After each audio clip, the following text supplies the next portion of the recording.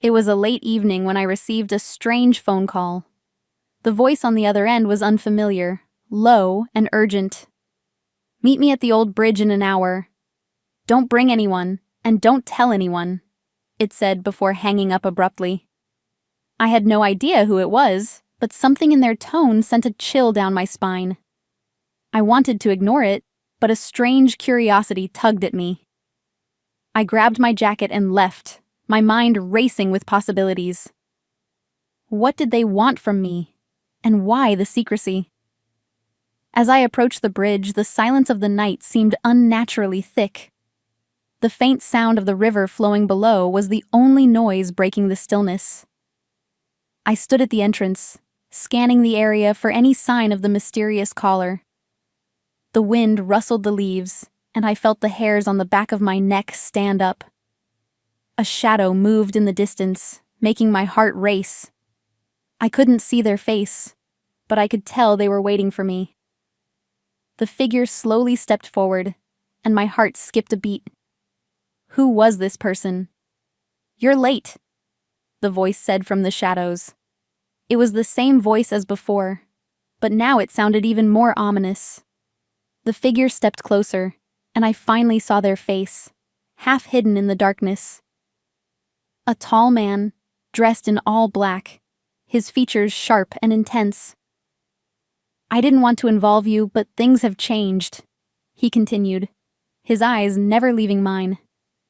I opened my mouth to ask who he was, but before I could speak, he raised his hand. "I know you have questions, but they'll have to wait. First, I need you to trust me." I stood frozen, unsure of what to do. Trust him? I didn't know this man, and yet his urgency was enough to pull me in. "Trust you? Why should I?" I asked, my voice trembling slightly. He didn't answer right away. Instead, he reached into his coat and pulled out a small envelope. "What's this?" I asked, eyeing the envelope suspiciously. He handed it to me with a grave expression. "Inside is something that will change everything for you," he said, his voice low. "But be careful. There are people who would do anything to get their hands on this." I hesitated before taking the envelope. The weight of it felt heavy, like it carried something more than just paper. The man watched me carefully, as though waiting for something. I tore open the seal and pulled out a photograph, but it wasn't just any photo. It was a picture of my family, my parents, my brother, and me. But there was something strange. My brother was standing next to a man I didn't recognize. The man was smiling, holding something in his hand. The more I stared at the photo, the more questions started swirling in my mind. "Who is this man?"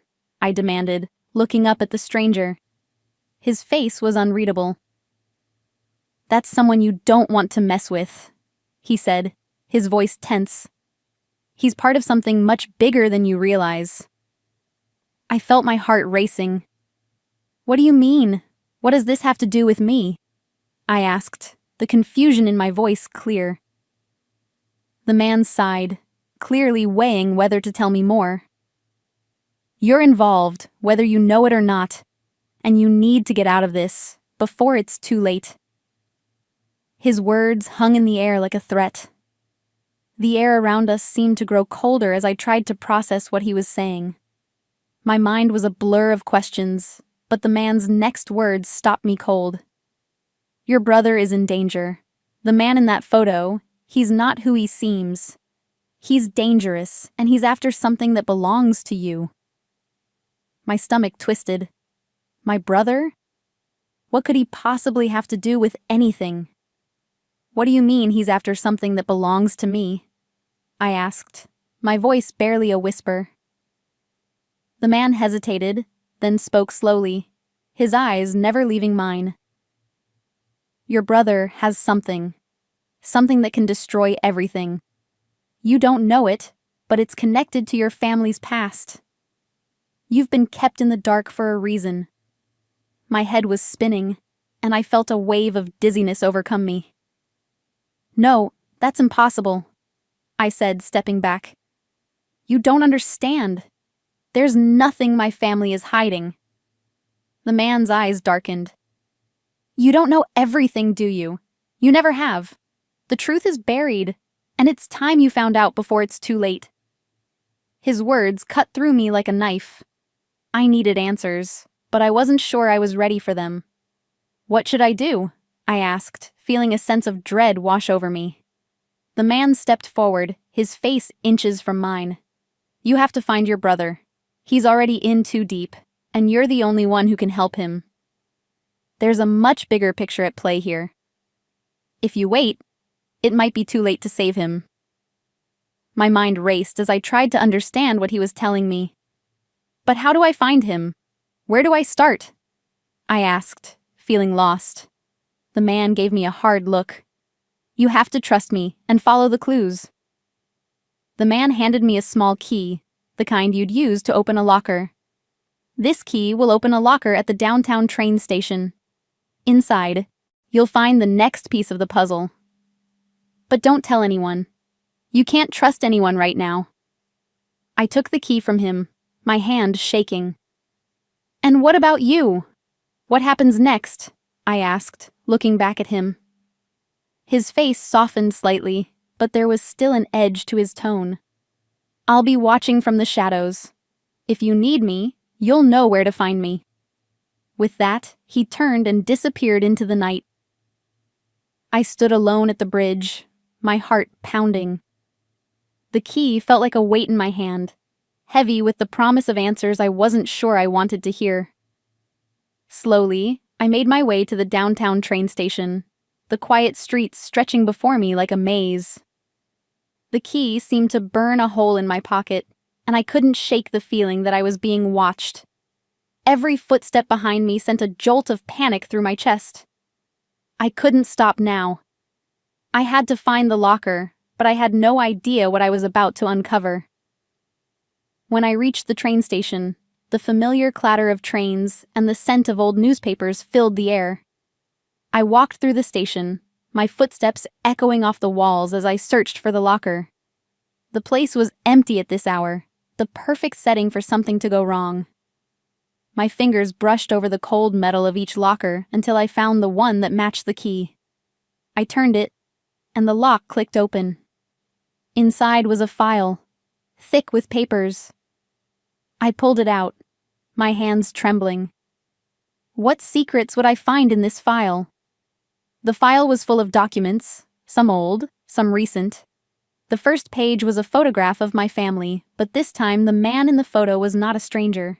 It was someone I knew, someone I trusted. My father. The shock of it hit me like a punch in the gut. My father had been involved in something dangerous. I flipped through the pages, piecing together the history of a secret organization that my family had been part of for generations. And now, it seemed, my brother was caught in the middle of it all. You're too late, a voice said from behind me, making me jump. I spun around to find the same man from the bridge standing there, his expression cold and unreadable. You should have listened to me, he continued, his tone hard. Now your brother is in grave danger. The people you're dealing with won't hesitate to kill him if they have to. My heart sank. I had no choice now. I had to stop whatever my brother had gotten into, but I wasn't sure how. The man stepped closer, his eyes scanning the file in my hands. It's not too late, but it will be soon. What do I do now? I asked, clutching the file tightly. The man didn't answer right away. Instead, he glanced over his shoulder, as if checking for anyone watching.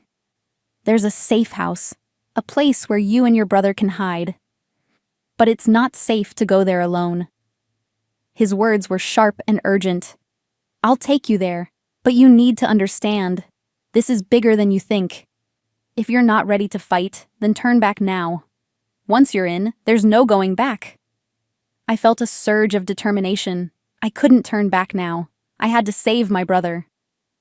The man led me through the dark streets, his footsteps swift and sure. I followed closely, my mind racing with questions I didn't have answers to.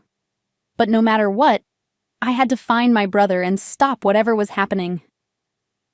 As we neared the safe house, a chill ran down my spine. The air felt thick with danger, and I knew we were being watched. The door to the safe house creaked open, and I stepped inside, ready to face whatever was waiting for us. This was the beginning of something much bigger than I could have ever imagined.